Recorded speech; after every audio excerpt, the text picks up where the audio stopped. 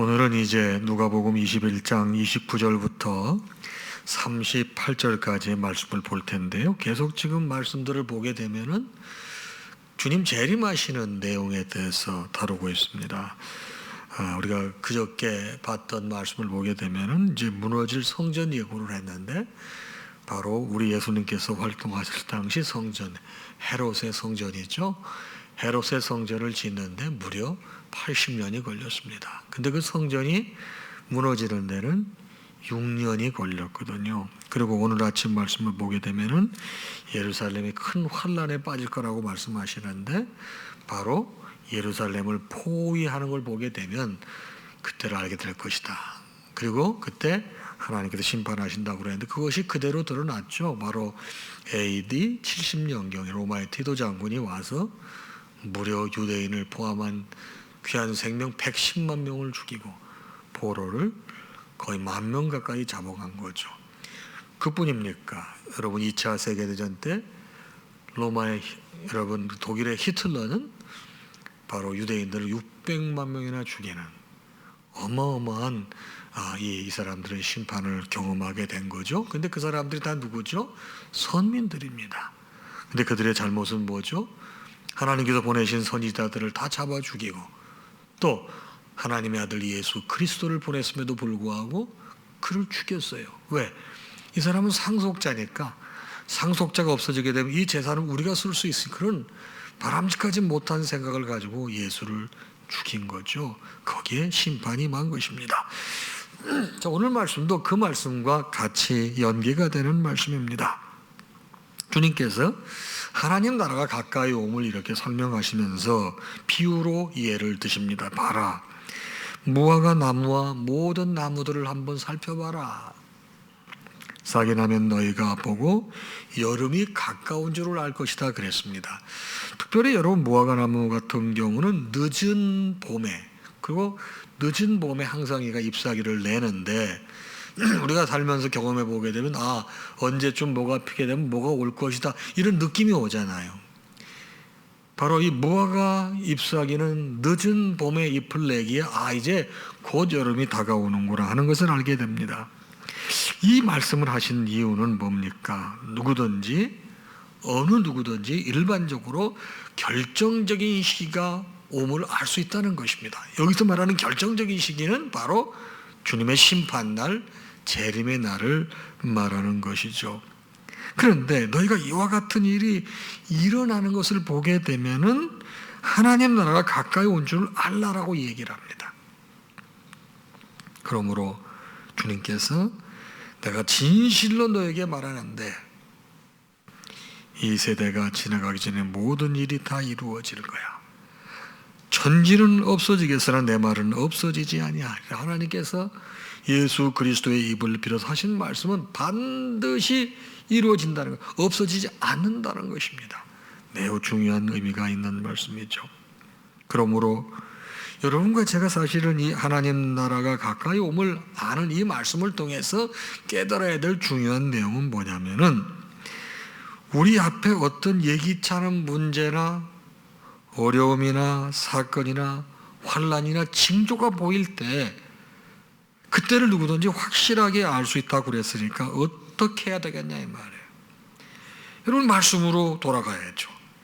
말씀을 보면서 주님께 간구하면서 지혜를 구해야 됩니다. 여기 나와 있잖아요. 천지는 없어지겠거니와 내 말은 없어지지 아니하리라. 하나님 말씀은 안 없어지기 때문에 우리가 이런 것을 인식하게 될 때 말씀을 놓고 주 앞에 기도하면서 하나님의 지혜를 구해야 한다는 것입니다. 자, 왜 말씀을 놓고 하나님 앞에 기도하라고 합니까?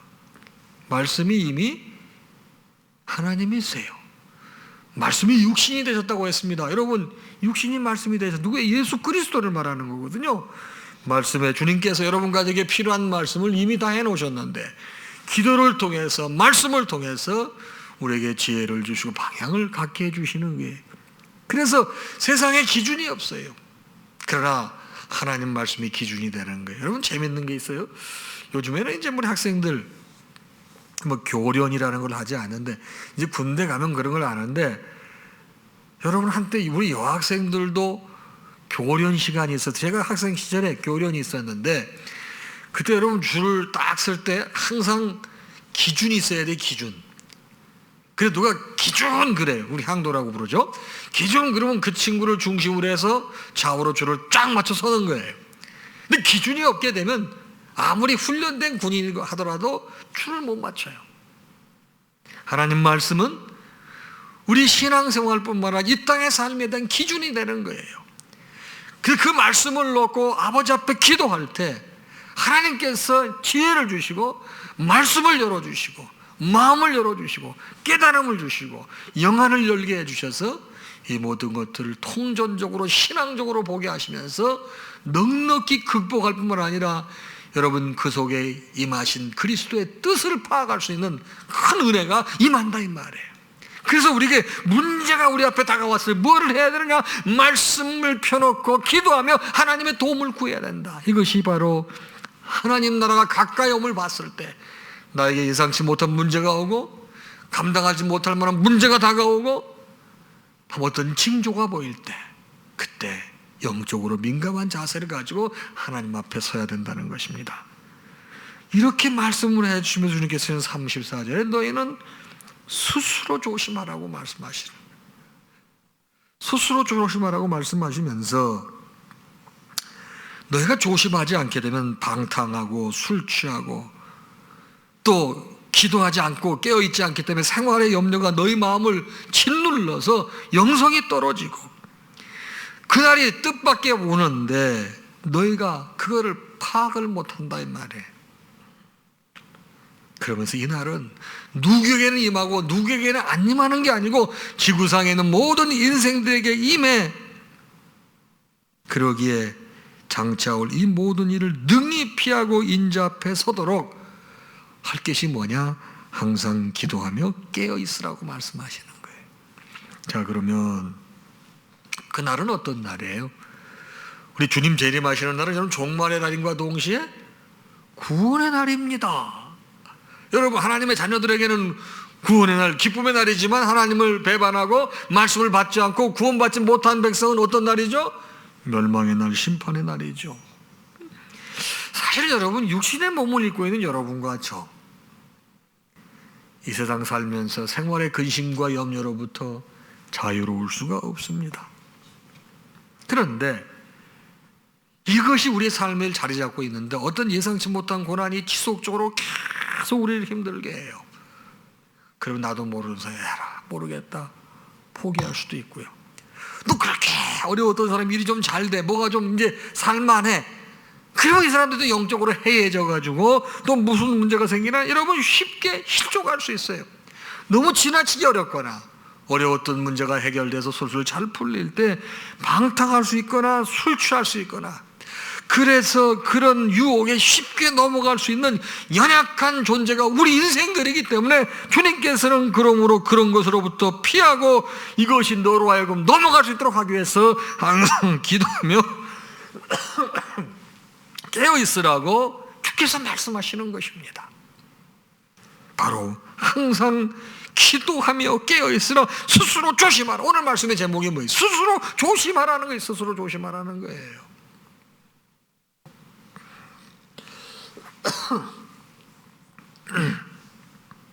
주님께서는 이러한 문제를 우리가 극복할 수 있는 유일한 방법, 그것은 오로지 항상 기도하며 깨어있는 것 외에는 길이 없다는 것입니다. 여러분 그래서 우리가 예배 생활을 하는 거예요. 아무리 공부를 잘하는 사람도 혼자는 못해요. 혼자는 못하는 것입니다. 진도가 별로 안 나갑니다. 신앙생활도 마찬가지입니다. 신앙 공동체의 중요성이 여기에 있는 것입니다. 내가 집에서 혼자 신앙생활하면 잘할 것 같죠? 절대 그렇지 않습니다. 신앙 공동체 형제 자매들의 격려와 위로와 또 지지와 이해와 사랑 이런 것들이 함께 주어지게 될 때 여러분 신앙생활에 큰 진보가 있고 신앙생활에 큰 진보가 있고 또 이러한 걸 통해서 신앙의 성숙이 주어지는 것입니다. 그래서 우리는 조심하고 또 기도하고 깨어 있어야 되는 이유가 여기에 있는 것입니다. 그러면서도 주님께서 제자들에게 이렇게 가르쳐 주시고 난 다음에 어떤 일을 계속 하셨느냐, 37절 이하에 보니까 예수님께서 낮에는 성전에서 가르치시고 밤에는 나가 감람원이라 하는 산에서 쉬시고, 38절 모든 백성이 그 말씀을 들으려고 이른 아침에 성전에 나가더라. 자, 이 말씀은 여기에 왜 나올까요? 여러분도 저도 신앙생활할 때 바로 말씀 중심과 성전 중심, 예배 사모 정신이 중요한 거예요. 성도를 보세요. 모든 백성이 그 말씀을 들으려고 이른 아침에 성전에 나가더라. 예수님의 말씀을 듣기 위해서 모든 성도들이 계속해서 꾸준히 하나님 말씀 받으러 나갔다는 것입니다. 여러분, 우리가 음식을 규칙적으로 먹지 않게 되면 아무리 건강한 사람도 여러분 잘 못 버티는 거예요. 아무리 건강한 사람도 그렇지 않습니까? 여러분, 한두 끼는 버틸 수 있지만 하루 이틀을 굶어 먹으세요. 힘 못 씁니다.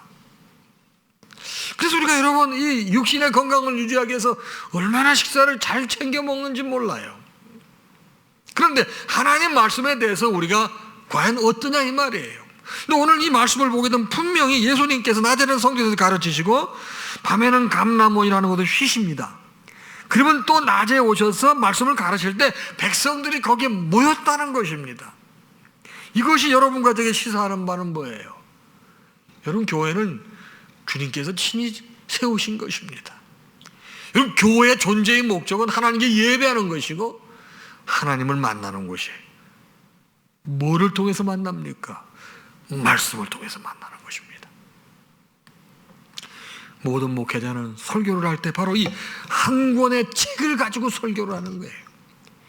한 권의 책에 쓰여져 있는 말씀을 여러분이 쉽게 이해할 수 있도록 오늘 이 시대에 맞게 해석해서 말씀을 가르치는 것이고, 우리는 이 말씀을 통해서 신앙의 양식을 받아들이는 것입니다. 이걸 통해서 믿음이 성숙해지는 것이고, 이것을 통해서 하나님의 사람답게 살아가는 것입니다. 이것을 통해서 미래를 준비하고요, 다시 오실 예수 그리스도를 기다리고요, 이 말씀을 통해서 우리 앞에 펼쳐지는 모든 문제에 대해서 해석을 하는 거예요. 그래서 성도들에게 있어서 너무나 중요한 것은 바로 예배 사모의 마음, 말씀 사모의 마음이 되겠습니다. 여러분, 제가 이렇게 비대면 예배를 드리면서도 모든 공예배를 철저하게 지키는 이유, 이것도 실시간으로 스트리밍하는 이유, 단순함 딱 하나입니다. 이 시간은 하나님과 모든 성도분들과 목회자가 약속한 시간입니다. 우리의 형편과 처지와 상황이 어떻다 하더라도 하나님의 교회에서는 말씀이 선포되어야 되는 것이고, 우리 성도들은 그 말씀을 받아야 되는 것입니다. 그러나 우리가 예기치 못한 상황으로 얼굴과 얼굴을 맞대고 볼 수 없는 상황이에요. 이러한 방법을 쓰기는 하지만 그래도 그 본질이 훼손이 돼서는 안 되는 것입니다. 왜요? 주께서 말씀하시기를 모든 백성이 그 말씀을 들으려고 이른 아침에 성전에 나갔다고 그랬단 말이에요. 예수님의 말씀을 받기 위해서 모든 성도들이 매일 아침 나가는 거예요. 그래서 우리는 새벽 기도회를 소중히 여깁니다. 교회가 다 클로스다운이 돼도 셧다운이 돼도 내 집은 만민이 기도하는 집이라, 기도의 불이 꺼져서는 안 되거든요. 그래서 이런 목회자가 새벽 제단을 밝히는 거예요. 너무나 고마운 건 사랑하는 성도분들이 새벽에 일어나서 그 시간에 모니터 앞에서 예배를 드리는 광경을 제가, 여러분 왜 모릅니까? 요즘에 인증샷이라는 게 있잖아요. 이런 걸 찍어서 보내는 거예요. 성도분들에게 서로 격려하느라고. 그걸 제가 간접적으로 보게 됐습니다. 너무나 감사하고 여러분이 자랑스러운 거예요. 왜요? 주님께서 낮에는 성전에서 가르치시고 밤에는 감람산에서 쉬셨는데 또 다음날 아침에 오시면 또 말씀을 가르쳐요. 그럼 성도들이 또 나와서 그 말씀을 받았다는 거예요. 자, 재림 때를 얘기하면서 예수님께서 마지막에 이 말씀을 하시는, 이 말씀은 뭐를 말씀하고 있습니까? 종말 때 주님 재림하실 그때 다가올 때 여러분과 제가 여러분 해야 될 일이 뭔지 명확하게 말씀해 주시는 거예요. 여러분 계시록에 보게 되면은 심판날에 예배하는 자를 청량한다고 그랬습니다. 예배하는 자는 어떤지 하나님 앞에 성전 안에서 예배하는 거예요. 그런 사람을 청량한다고 그랬습니다. 그런 사람을 계수한다고 그랬어요. 예배당 안에 있대 예배하지 않아. 그건 청량에서 빠지는 거예요.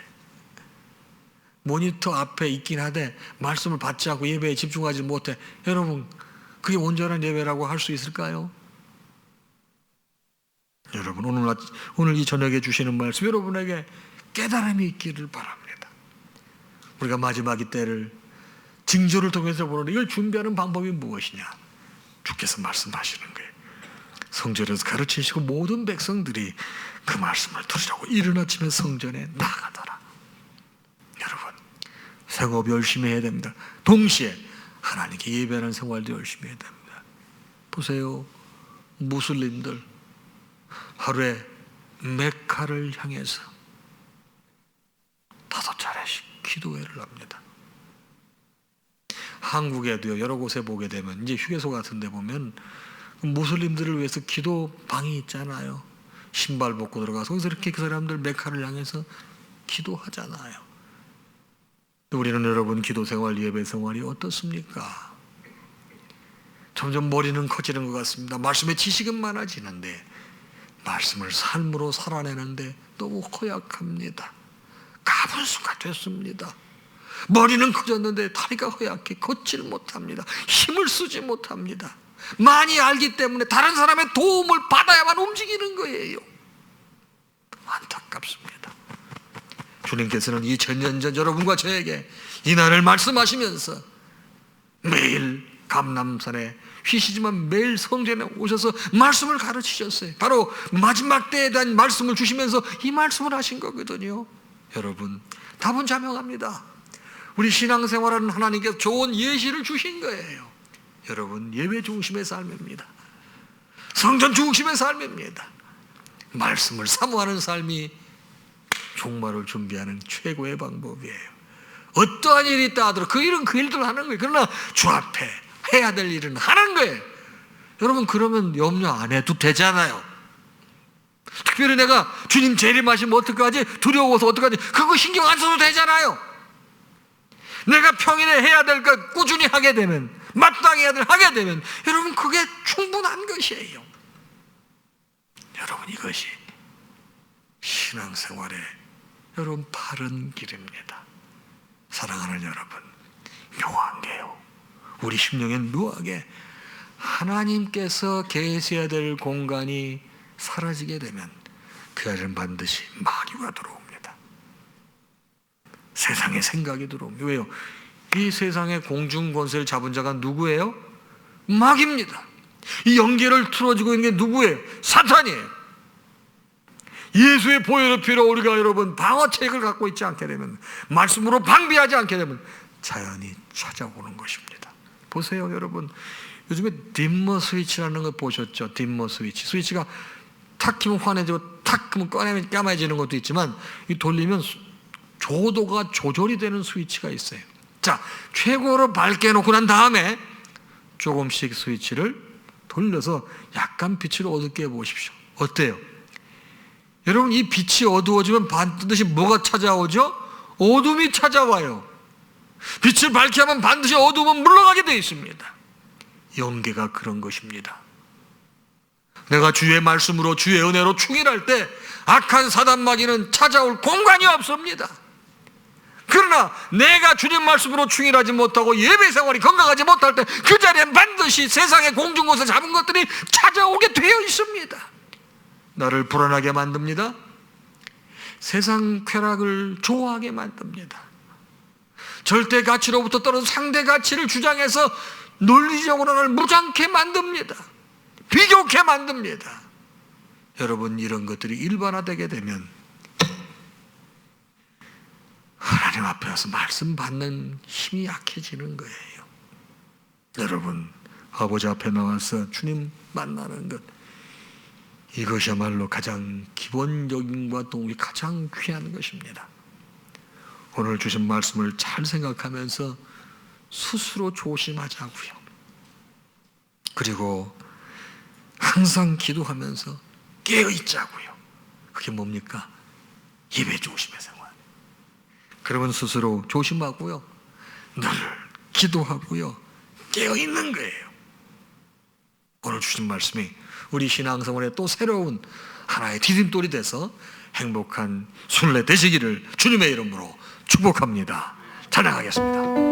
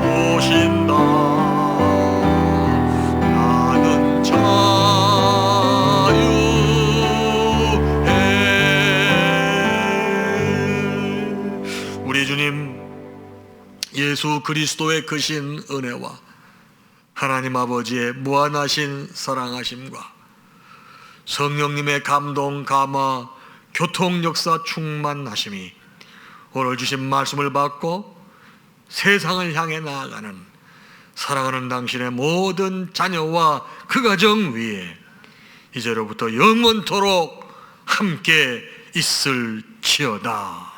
아멘.